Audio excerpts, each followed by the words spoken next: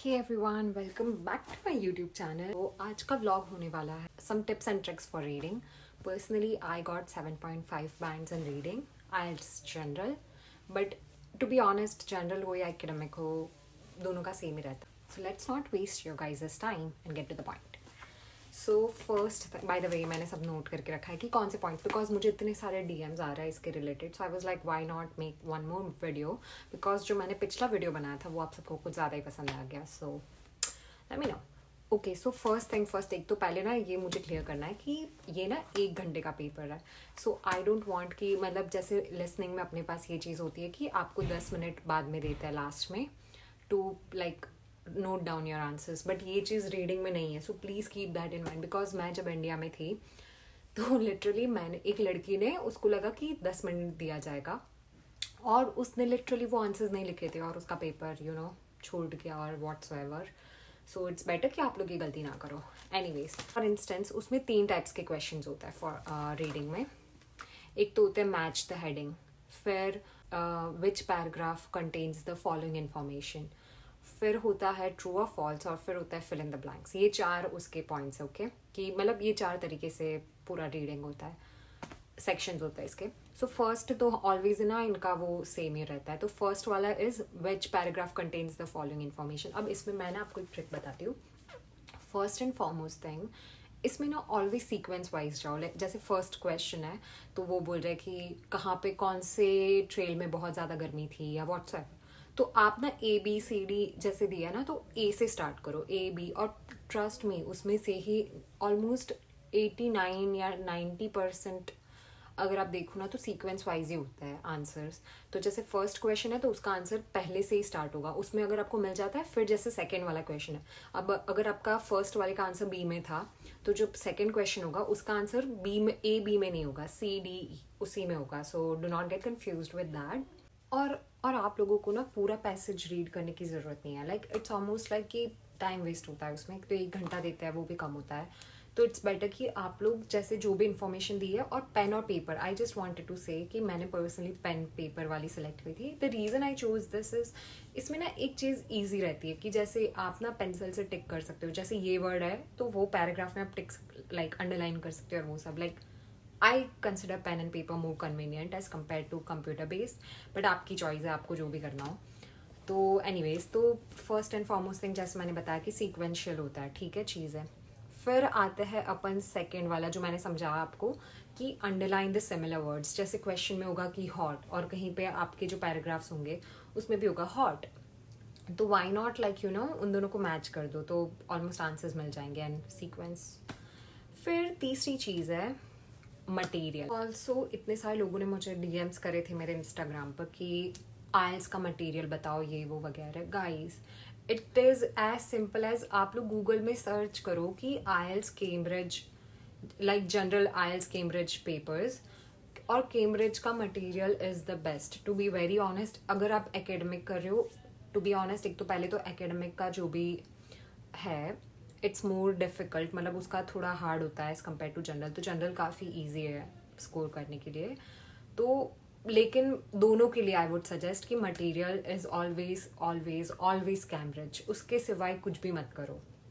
मैंने लाइक मेरा भाई जब इंडिया में था तो ही was going for some IELTS tuition classes, मैं नाम नहीं लेना चाहूँगी. तो वहाँ पे ही was getting like 7 band 7.5.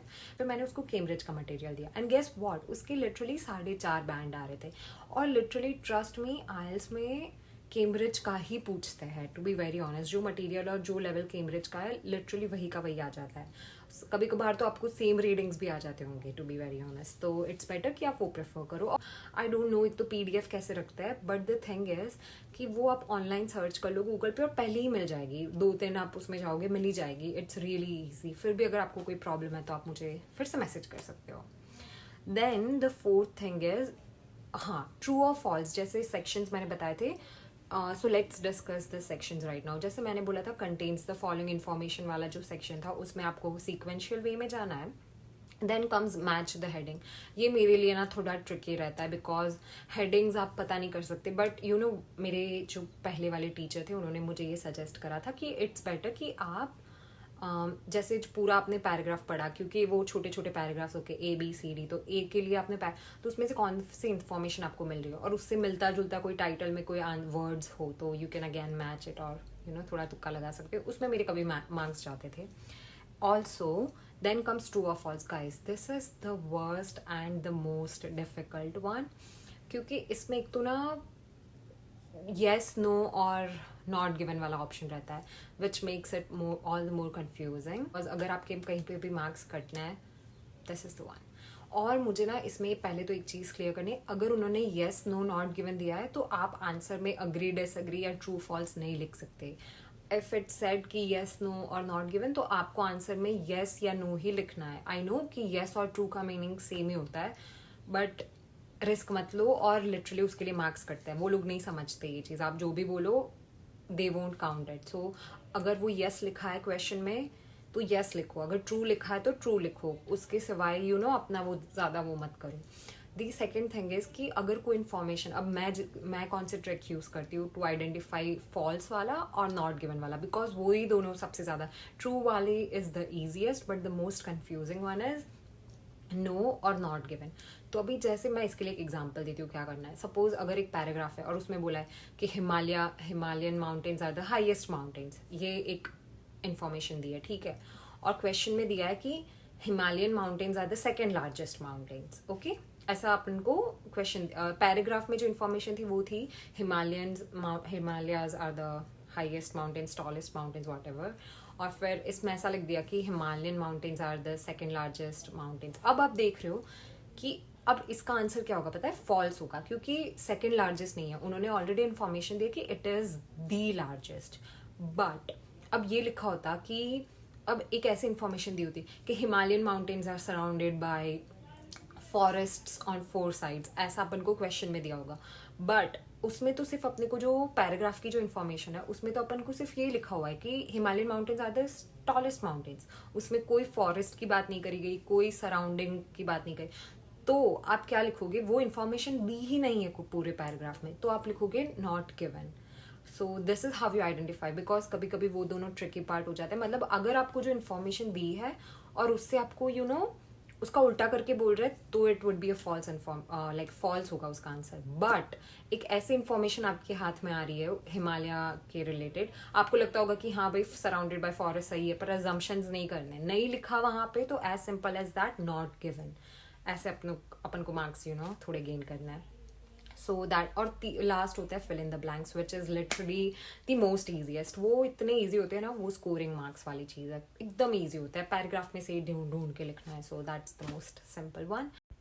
Also general और एकेडमिक के जो रीडिंग के बैंड स्कोर्स है वो काफ़ी डिफर करता है। मतलब फॉर इंस्टेंस अगर आपके 35 आया है एकेडमिक में, तो I think, I don't know मुझे कितने बैंड्स आते हैं, शायद 7.5 वो आ जाते होंगे, 8 आ जाते होंगे, वॉट एवर, 8 तो नहीं 7.5 चलो काउंट करता है। बट अगर वही आपके 35 बैंड स्कोर जनरल में आया है तो इट वुड बी 6 बैंड्स 6.5। तो ये डिफर करता है। The reason for this is क्योंकि general is really easy as compare to academic, तो इसलिए। बट मैंने दोनों ही दिया और दोनों में ही मेरे बहुत अच्छे मार्क्स आए थे। आई डोंट रिमेंबर कि मेरे एकेडमिक में कितने आए थे। आई थिंक उसमें भी मेरे 7.5 ही आए थे, इसमें भी मेरे 7.5 ही आए, तो मेरे को तो कोई फ़र्क पड़ा नहीं। इसमें ये था ना कि मैंने कितने लेके आई फिर भी कट गए मेरे मार्क्स। सो ओवरऑल मेरे 8 बैंड्स है, but this was it. So ये थे my 5 cents on how to score.